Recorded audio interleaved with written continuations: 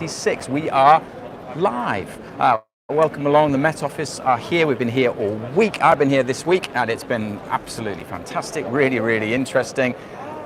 It is really busy, I'll say that. It is crazy busy and there's a lot of people here. So almost anything could happen in the next half hour. So that'll be fun. That'll be worth watching just to see that. But to let you know where I am, we're at COP, but COP itself is an absolutely vast area. So there's two zones. There's the blue zone and the green zone. The green zone is where there's lots of science going on and the public go in there. The blue zone, which is where I've been most of the week, is where all the delegates are. So earlier this week, all the heads of state were here, the kings, the queens, the presidents, the prime ministers were all here and talking about climate change. And it's in here where we have all the pavilions. So the pavilions are like kind of like little houses, if you like, that are built, and lots of the nations, lots of the countries have their own little pavilion. And I am here at the Science Pavilion, which is where Met Office scientists are basically delivering the latest science. So they're here giving the very latest on climate change, and the reason they're doing that is so that the politicians, the delegates, the decision makers can understand what is going on, what the very latest is that's going on, and that feeds into the decision making. So that's why we're here. I'm here with about 10, 12 climate scientists from the Met Office. We're all staying in the same hotel in town. We all came up on the train on Sunday, so that was fun. And yeah, so the point of this is just to give you a flavour and also to tell you what's going on here at COP. To say this is Friday, we've been here all week. You must have seen what's going on at COP on the news, so there's already been some big news announcements as well. We'll go in there in a second. There's an event going on at the moment, but that's about to finish, and then at 1 o'clock there's another Met Office.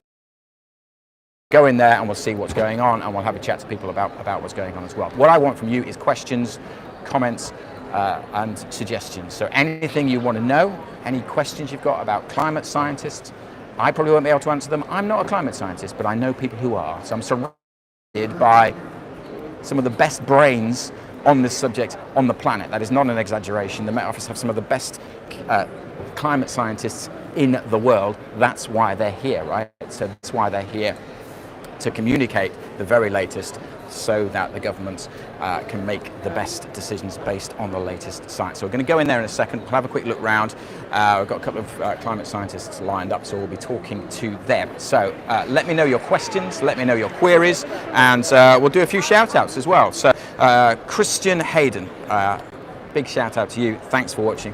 Thanks for being there. Yeah, let me know if you've got any questions. Give us the thumbs up. Put anything you like in the comments, really. We're here to talk about climate science. We're going to chat to climate scientists as well. So let us know.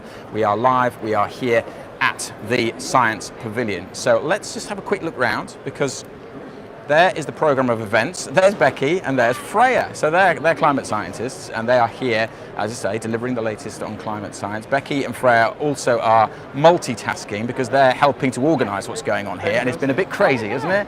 It's been. So Becky's exhausted already. Freya's only just got here. So Freya, what are your first impressions of COP26? Well, it's really big. Like the pavilion, there's so many different pavilions here in the zone. People from all over the world. Loads of people flooding in. Flooding in. Yeah, flooding in. Yeah, Think a festival, but a bit more smartly dressed. Everywhere, people everywhere. That's a good analogy. Actually, it is a bit like a festival. So what are you up to here, Freya?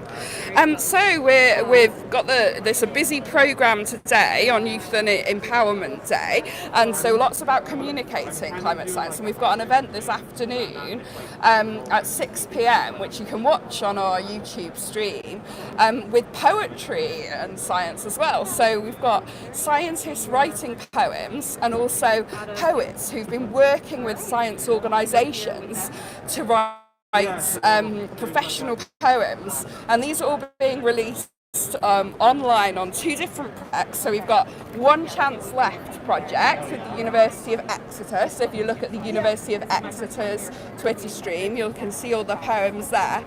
And then Hot Poets. Yeah, hashtag hot poets. Hashtag hot poets. What's that one? Yeah, so we've got some very hot poets writing all these different poems. So we've had a poet in residence at the Met Office, Elvis McGonagall, and he's written a poem just for us. We do at the Met Office. That's going to be officially released on Tuesday. But if sneak peek, you can come to the event today and see the poem being performed by herself. Wow. Yeah. Elvis is in the building. Elvis is going to be in the building, virtually, in fact. But near enough. We have some of the other poets though here in person as well, so there'll be lots of interesting stuff to see at that event later. Fantastic. Freya, thanks very much for that. Becky, you're a climate scientist. Yes. The next event that's on in the Science Pavilion, we'll go and have a look in a the co-production work we do in Africa. So I sit in the international team at the Met Office, and we work really collaboratively with a lot of other science organisations and national Met services, and we're really trying to promote the upskill of science, especially climate science and climate change information used in developing countries. So the next event is on at 1 o'clock and it's streamed live on YouTube on Met Office Science and Services page. And so everyone can watch, just put it there, and I'm just about to set up the live stream in a second. But that's really about our work under this Future Climate for Africa programme and the Fractal project as well, which sits under that. And it's all about building up this resilience and this knowledge in early career scientists in Africa. So we're going to hear from a whole range of early career scientists from Pan-Africa. It's really exciting to see some of the work that they've been up to. And this is from a project that's been working over the last 5-6 years, and we've built up some really fantastic relationships with some of these scientists in different organisations across mostly Southern Africa, but also Pan-Africa.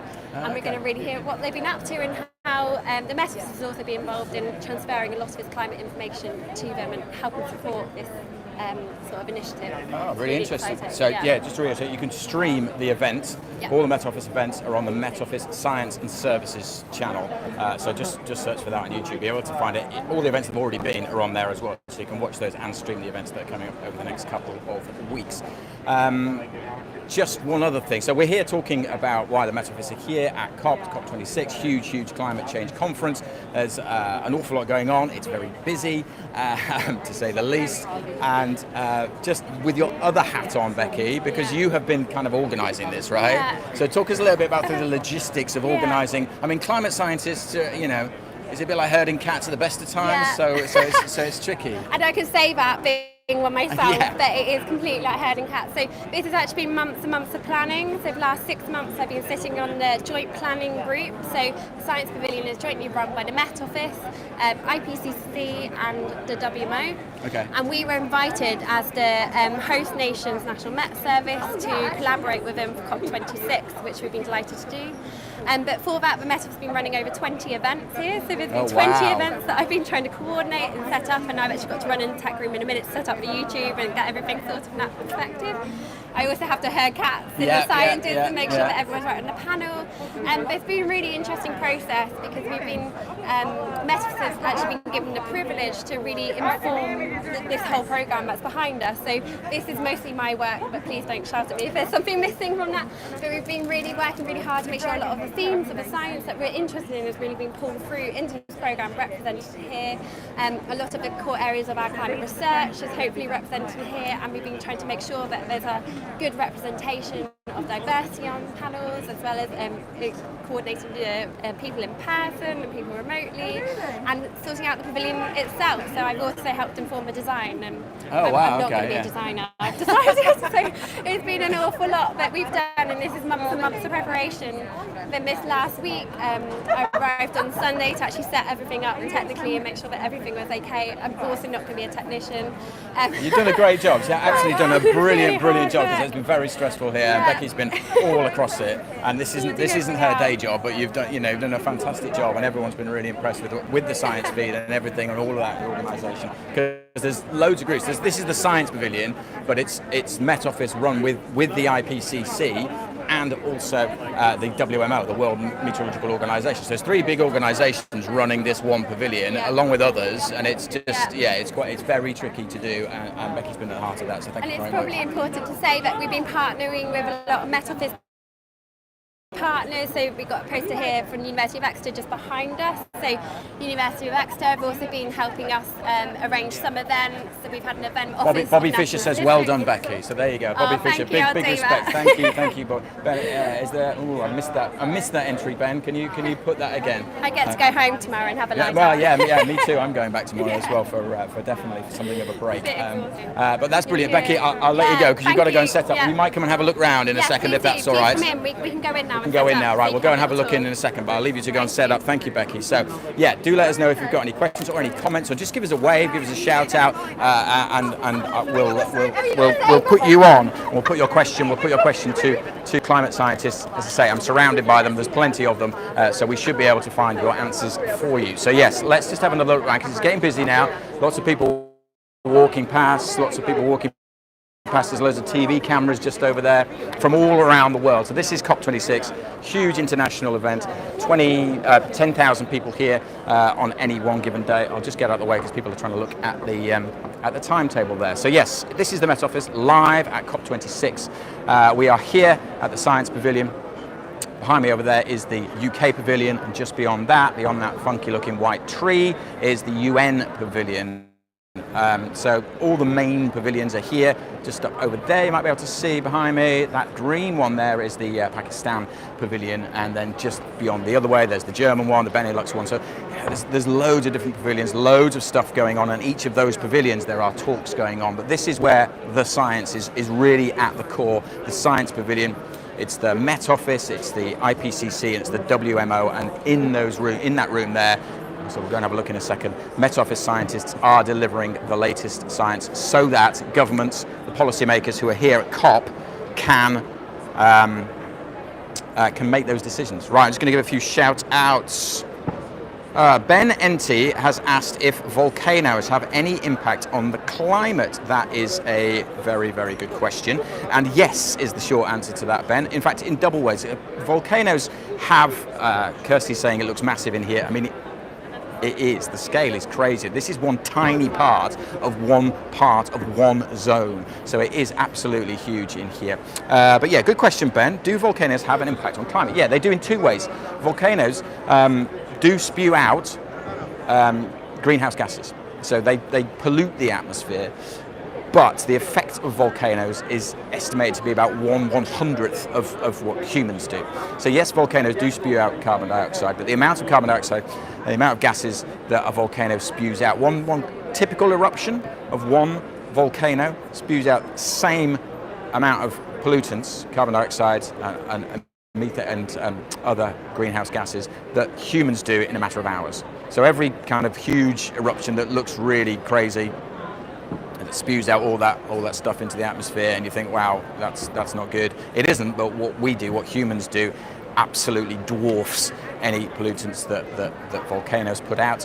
The other thing is that actually volcanoes, when they do erupt, big eruptions, have the opposite effect and cool the planet a little bit because of all the dust actually reflects a lot of the sunlight. And if you get a really big eruption, then that can actually tend to reduce global warming, so the temperatures don't go up as much. And really, that's been a real development in the past 20 years about how climate scientists have mapped things like that and can then go back and trace through history when the temperatures haven't risen as much, because often it's because of a huge volcanic eruption. So volcanoes have a double-edged sword, if you like.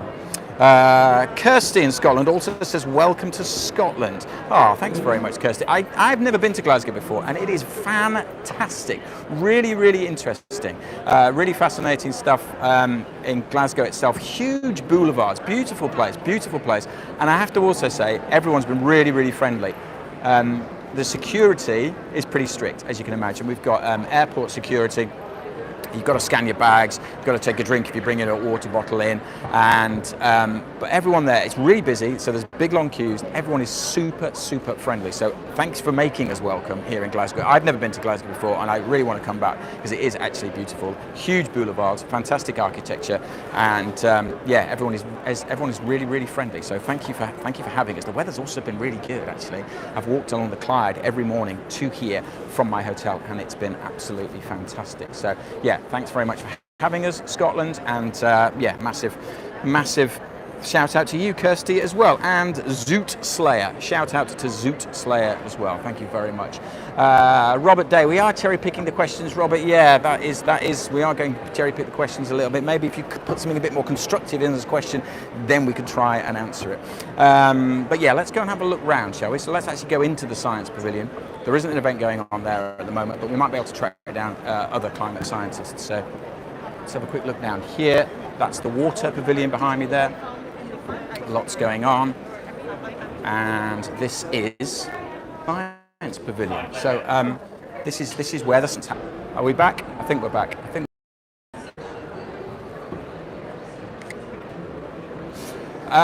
Saint C. Of course, we cherry pick questions. Well, you know, we'll take any questions. Really, we really will. If you've got something constructive to say, something useful, some insight about climate change, that would be great.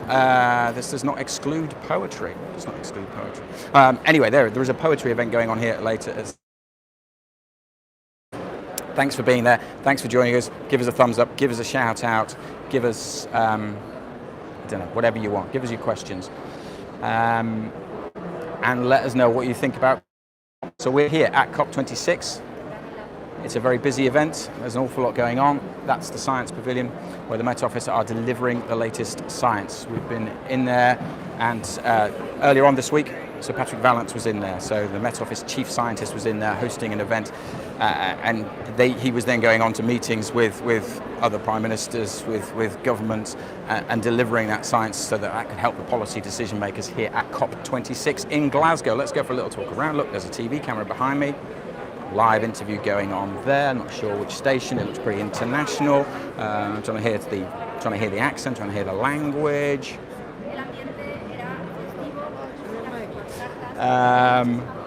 Right, let's see if there's any more shout outs. Okay, how much new snow and ice is being laid down in Greenland in recent years? From Robert Day. Thank you, Robert. That's a good question. And do you know what? I don't know the answer to that question. Sorry if I keep dropping out. I'll try and find a better Wi-Fi spot.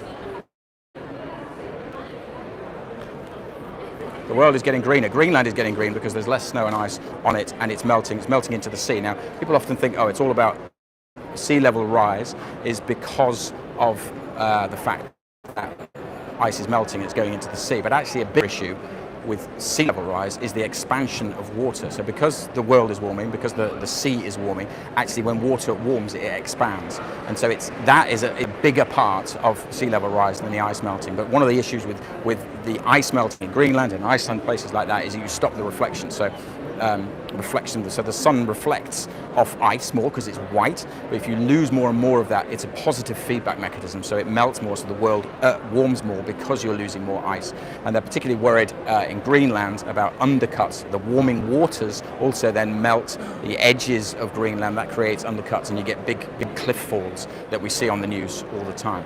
So that's what's going on there. I can try and find a climate scientist. I heard that the sea ice was good this year. That was Ben Ente asking about sea ice. It wasn't as low, it wasn't at a minimum, but it was the sea ice across the Arctic was much lower than. Sorry, Robert. Robert thought that was a poor answer. Sorry, Robert. Sea ice was at a very low level earlier this year. It wasn't at the minimum of all time. But of course we had La Nina earlier this year, which means actually the globe as a whole hasn't been as warm this year as previous years, still well above average, and it's still going to be in the top 7 warmest years on record. And guess when the top 7 warmest years on record have been? They've all been the past 7 years. So, you know, the science is absolutely nailed on. No one can question the science anymore. The statistics are unbelievable. So what Met Office scientists here are giving the very latest facts, the very latest on projections on where we are going and what is happening next, and that is what's feeding into the negotiations. Just seeing if there's any more comments, any more questions coming in. Oh, that's good.